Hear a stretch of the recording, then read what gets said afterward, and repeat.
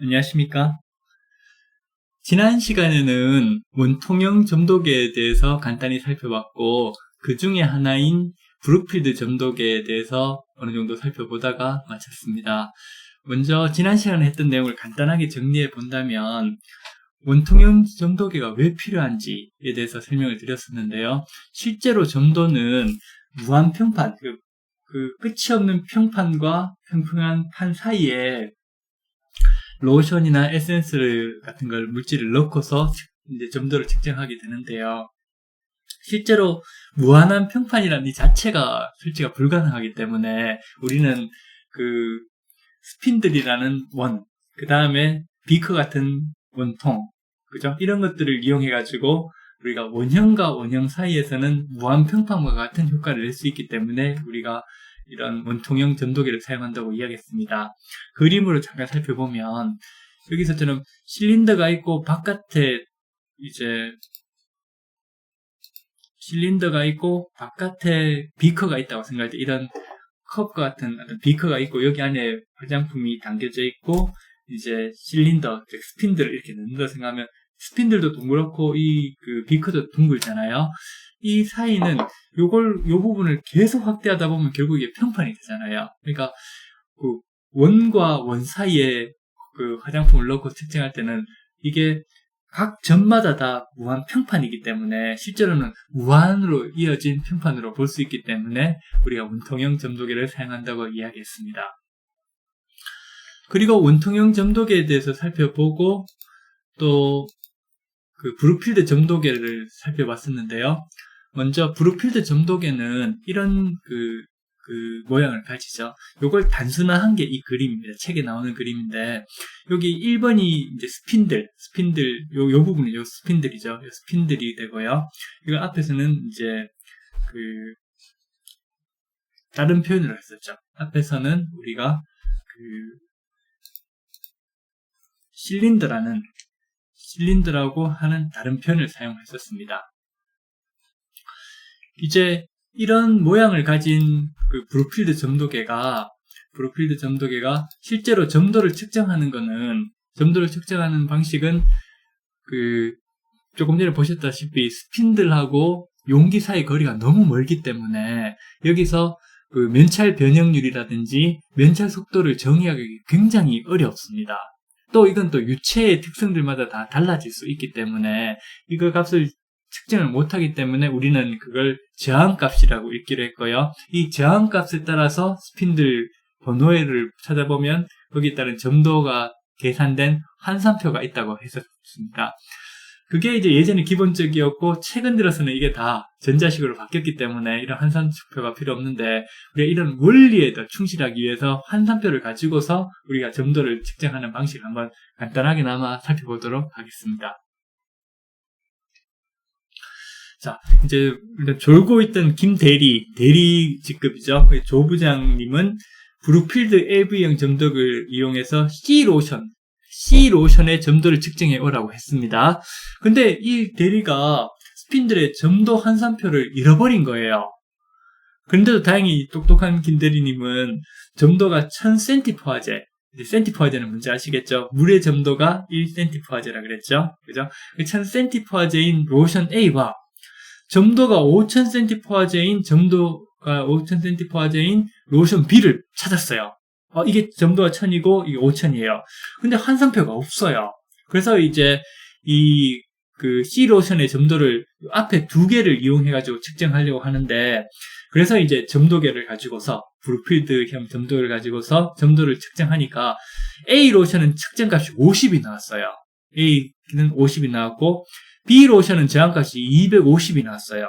즉, 점도가 1000cm포화제였던 A로션의 경우에 저항값이 50이 됐고요. 점도가 5000cm포화제인 B로션은 저항값이 250이 나왔어요. 그렇다면 C로션의 저항값을 우리가 브룩필드 점도기를 가지고 측정을 해보니까 값이 얼마가 나오냐면 150이 나왔어요. 자, 그러면 우리가 앞에 A로션과 B로션의 점도와 저항값을 이용해서 C로션의 점도를 알아내면 어떻게 될 것인가? 여기서 일단 앞서서 우리가 점도는 온도에 영향을 받기 때문에 온도는 항상 25도씨로 일정하다고 가정을 하고 그 다음에 점도와 저항값은 서로 선형관계, 즉 비례관계에 있다고 가정을 합니다. 그러면 요 방금 A로션과 B로션과 C로션의 점도와 저항값을 한번 그래프로 그려보면 이렇게 되겠습니다. 이렇게 나타나게 되겠죠. 그러니까 그 저항값이 50인 A로션은 점도가 1000이 될 거예요. 센티퍼즈가 될 거예요. 저항값이 250인 B로션은 점도가 5000이 나타났어요. 그렇다면 저항값이 150이 나타난 C로션은 점도가 얼마일까? 요거는 뭐 간단하게 계산할 수 있겠죠. 그죠? 그냥 비례식으로 50일 때 1000이니까 150일 때는 이게 3배가 되니까 3000이 되겠죠. 5배니까 5000이 되고 이런 식으로 우리가 브룩필드 점도계를 가지고 측정하는 건 이 저항값을 측정하는 거고요. 이 점도값은 원래 이게 계산이 안 되기 때문에 이거를 아는 그 스탠다드, 그러니까 그 표준 용액을 가지고 점도를 아는 표준 용액을 가지고서 이런 저항값을 알아낸 다음에 우리가 측정한 저항값을 이런 식으로 그 계산하는 방식으로 점도를 계산하는 거예요. 그죠? 어떤 의미인지 알겠죠? 근데 최근에는 이렇게 점도를 환산할 필요가 없는 게 앞서 말씀드렸듯이 이 자체를 다 디지털화 해가지고 이런 환산 자체도 다 계산돼서 나오기 때문에 우리가 그렇게 할 필요가 없는 거죠. 풀이 방법을 보시면 이제 이런 각간의 비례식이 성립하고 50일 때 1000cm 보여졌으니까 250일 때 또 5000cm 보여졌으니까 저항값이 1 증가할 때 점도가 20 증가하기 때문에 저항값이 150인 경우니까 20 곱하기 150cm 퍼하지하면 3000cm 퍼하지가 되는 거를 우리가 알 수 있었죠. 그죠? 자, 그렇다면 이런 브룩필드형 점도계는 화장품에서 가장 많이 사용하는 점도계라고 이야기했었잖아요. 그러니까 이런 대부분의 이런 형태의 점도계가 되는데요. 여기 보면 스핀들이 있잖아요. 이 스핀들이 지난 시간에 혹시 기억할지 모르겠지만 스핀들이 저점도형과 고점도형이 있는데요. 점도가 낮은 물질을 측정하는 데는 스핀들이 큰 게 좋다 그랬나요? 반지름이 작은 게 좋다고 했었나요? 접촉 면적이 큰 게 좋은가요? 접촉 면적이 작은 게 좋은가요? 네, 그렇죠. 접촉 면적이 클수록 어떤 토크를 주면 토크란 게 힘하고 연결되잖아요. R 곱하기 반지름 곱하기 이게 또 F가 되는 거니까 그죠? RF니까 그죠?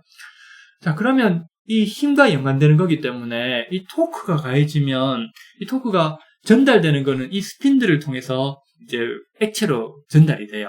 한번 살펴보면 스핀들 사진 한번 보도록 하겠습니다. 스핀들 사진은 이런 식이 돼요. 이런 식으로 굉장히 큰 게 있고 점점 접촉 면적이 작아지죠. 그냥 얼핏 그림만 보더라도 여기는 굉장히 추가 크잖아요. 그죠? 이런 부분들이 액체에 잠기게 돼요. 잠기게 되는데 이 잠기면 여기서 보면 똑같은 깊이로 잠긴다고 생각합시다. 여기 똑같은 깊이로 잠기면 이런 경우는 추가 굉장히 크기 때문에 스핀들이 굉장히 크기 때문에 액체와의 측정하고자 하는 액체와 화장품과의 접촉 면적이 굉장히 커져요.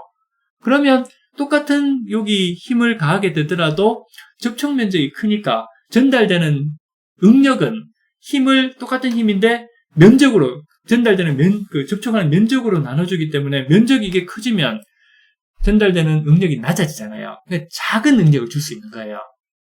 작은 응력을 줄 수 있다는 건 더 정밀하게 측정할 수가 있다는 의미가 되겠죠. 그러니까 낮은 용액 점도의 용액은 가급적이면 접촉 면적이 큰 걸 사용하게 되는 거죠. 여기서 보시더라도 접촉 면적이 이게 굉장히 크고 점점 갈수록 작아지겠죠. 여기는 굉장히 작아지죠. 그죠? 이런 게 고점도형이 되는 거예요. 그죠? 그러면 이런 것들이 요 부분이 이제 제가 이거 구글 검색을 통해서 다운받은 건데요. 일단 여기 용액이 있고 그죠? 요 부분이 앞서서 봤던 스핀들이 위에 장착된 거예요. 장착된 건데 살펴보면 이제 이렇게 요 부분에 장착된 요 부분의 요 밑에 이제 비커가 아까 전에 용액이 되어 있는 비커가 있는 거죠. 그죠? 그래서 이렇게 담궈놓고 나면 담궈서 이제 테스트를 하게 되는데 이렇게 당기게 되면 우리가 생각해야 될 건 뭐라 그랬죠? 스핀들과 용액과의 접촉 면적이 중요하다. 그랬었죠. 그죠? 그러면 이 그림에서 보시다시피 요런 스핀들의 접촉, 요게 아까 전에 그 위에 꽂혀가지고 이렇게 용액에 당기게 되니까 이렇게 당기게 되는 접촉 면적이 중요하게 되는 거고, 이렇게 스핀들이 커질수록 접촉 면적이 커지기 때문에 저 정도에 유리하다. 요걸 좀 기억하면 좋을 것 같습니다. 그죠? 요 내용은 좀 더 자세히 좀 이따 살펴보기로 하고, 여기서 우리가 그림을 좀 기억합시다, 여러분. 이 그림에서 요게 이제 스핀들이 당기게 되면 여기 스핀들이 일정 부분 당기게 되겠죠? 요 당기게 되는 요걸 좀 기억합시다, 여러분. 자, 그 다음 스핀들을 조금 더 자세히 보면, 요것도 제가 이제 구글 검색을 통해서 하는 건데요. 여기 보면 번호가 적혀 있어요. 62, 63, 64, 65 되는데, 갈수록 어떻게 되나요? 요 길이로 당긴다고 요 밑이 당겨진다고 생각하면, 접촉 면적이 위로 갈수록 크죠? 번호가 낮을수록 접촉 면적이 커져요. 번호가 높아질수록 접촉 면적이 어떻게 된다? 작아지죠. 이제 번호가 높아질수록 접촉 면적이 작아지기 때문에, 우리가 일반적으로 고점도일수록 높은 번호의 스핀들을 사용한다고 합니다. 왜? 높은 번호의 스핀들 62, 63, 64, 65 이렇게 2, 3, 4, 5 이렇게 올라갈수록 접촉 면적이 작아지죠. 그러니까 단위 면적당 전달되는 응력이 커져요. 왜? 전달되는 응력은 토크는 힘은 동일한데 접촉 면적을 나누는데 번호가 커질수록 접촉 면적이 작아지기 때문에 상대적으로 전달되는 응력은 접촉 면적이 작아지니까 커지게 되죠. 그러니까 고점도에서 잘 돌아갈 수 있고 거기에 더 큰 힘을 줄 수가 있게 되는 거죠. 접촉 면적이 커질수록 동일한 토크 힘에 의해 줄 때 단위 면적이 크기 때문에 단위 면적당의 응력은 작아지기 때문에 저 정도에 유리하다. 이렇게 좀 기억하면 되겠습니다. 자, 그러면 이제 우리가 주의할 점은 하나 살펴봤고, 이제 실제로 이 저점도형 점도를 가지고서 이제 우리가 실험을 많이 하면 이런 측정해야 될 샘플들이 25도씨 온도 항온조에 많이 있을 거 아니에요. 그걸 이제 꺼내가지고 실제로 우리가 이제 앞서서 봤던 것처럼 실험을 합니다. 이렇게 이제 스핀들을 꽂아가지고 측정을 하게 됩니다. 그러면 우리가 어떤 점을 주의해야 되는지 요 페이지는 꼭 좀 기억해야 됩니다. 자, 제가 이걸 좀 글씨나 이런 것들을 확대 예전에 했었는데 수업 시간에 안 하는 게 우리가 이런 수업 시간에 좀 집중해가지고 우리가 이걸 좀 살펴보도록 하는 의도가 있기 때문에 여러분들이 커서를 잘 따라서 좀 깊게 보기 바랍니다. 자, 브룩필드 점도기를 사용할 때 주의해야 할 점은 무엇인가? 일단은 측정하고자 하는 일련의 시료를 담는 용기가 항상 같아야 됩니다. 그죠? 무슨 의미냐 하면 여기 용기를 만약에 측정하는 용기를 이 비커에 담았다면 다른 시료들도 다 동일한 비커를 사용해야 됩니다.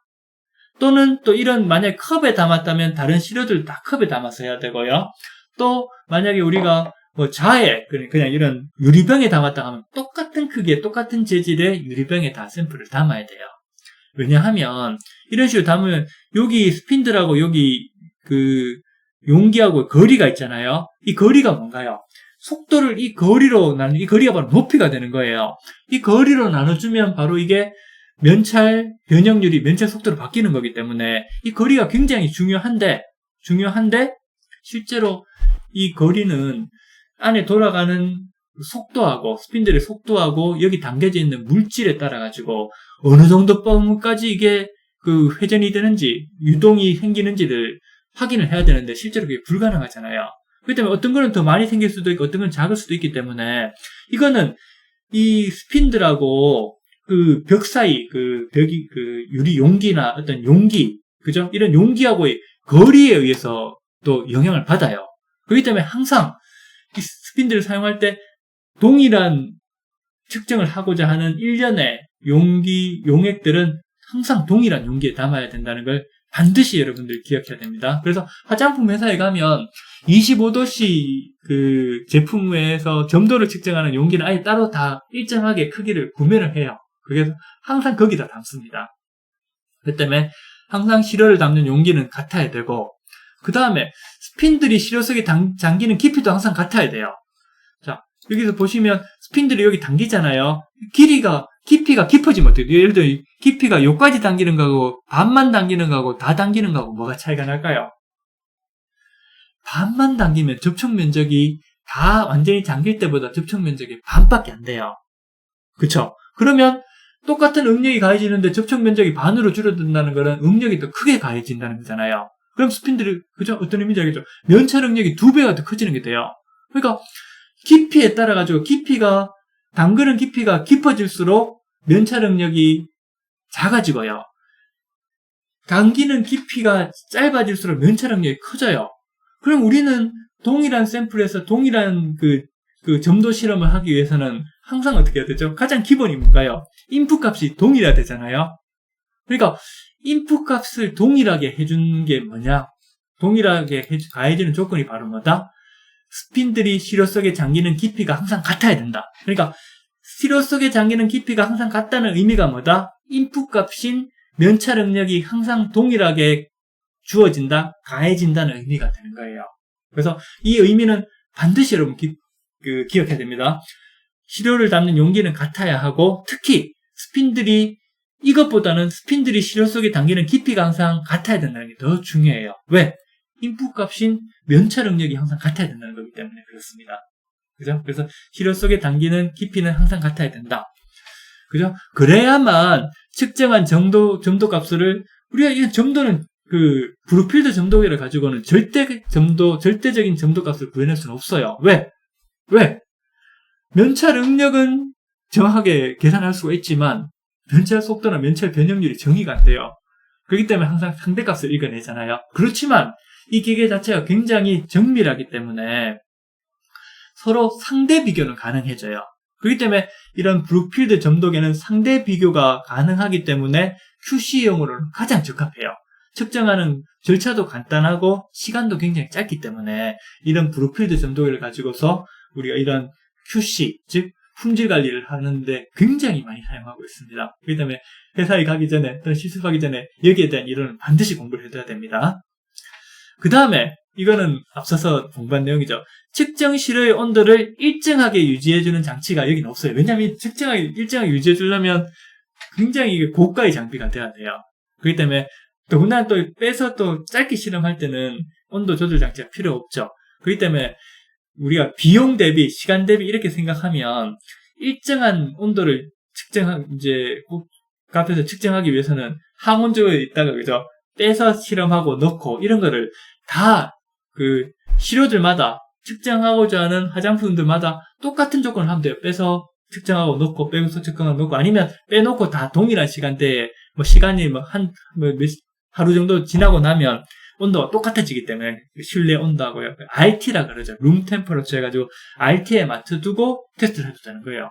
그럴 때는 항상 온도를 정확하게 유지해야죠. 그래서 우리가 앞에서 점도에 영향을 주는 요인으로 뭘 배웠죠? 온도를 공부했었죠. 압력은 그 영향을 안 준다 그랬죠. 특히 이렇게 점도를 측정하는 로션이나 그 다음에 또 경도를 측정하는 크림 같은 경우는 점도가 훨씬 더 높으니까 이 점도가 높은 경우에 온도에 더 민감할 수 있다고 우리가 공부를 했었잖아요. 그렇죠? 그러니까 일반적으로 온도가 높아지면